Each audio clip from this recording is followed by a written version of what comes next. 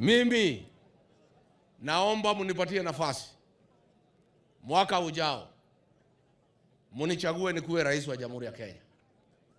Na mimi nataka kuahidi ya kwamba nikiteua baraza la mawaziri kaunti ya Kajiado, nitatangaza waziri kamili kutoka kaunti ya Kajiado akuwe waziri wetu.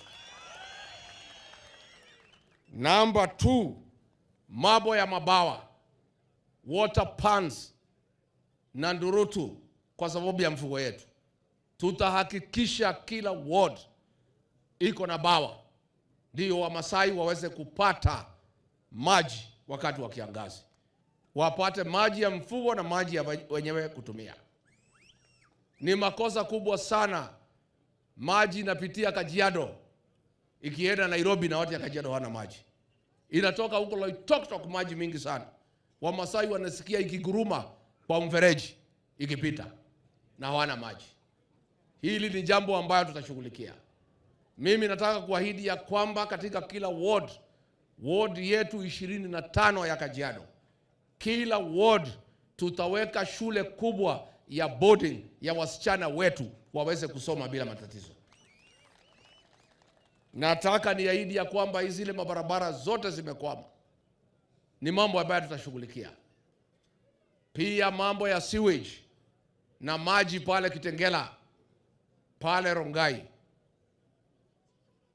pale Kiserian, pale Gong na town zetu zote katika Kajiado, tutahakikisha ziko na maji na ziko na sewage ndio watu waweze kuishi na njia nzuri.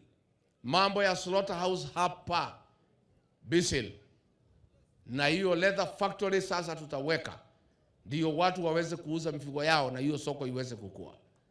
Na kwa hivyo mimi niambie nyinyi pia, hao vijana wetu wa Nyanguro na wengine, mumesema mnataka nafasi katika serikali yetu. Nyinyi vijana mumesoma sawa sawa, mumekula vitabu sawa sawa, tutakuwa pamoja katika serikali na tutapatia nyinyi nafasi ambayo inawezekana. Na hao Wamasai lazima wapate nafasi yao katika jeshi letu la nchi kavu, la hewa na maji, kwa sababu hao Wamasai ni watu wamejitolea, ni wazalendo wa nchi yetu. Na siku yote Wamasai wameongoza vikosi ya jeshi ama ya polisi ama mambo ya ulinzi katika Jamhuri ya Kenya. Kenya imekuwa na amani. Kwa hivyo mimi nitategemea sana ndio nifaulu jamii ya Wamasai katika vitengo yote ya usalama, katika jeshi, katika polisi, katika DCI.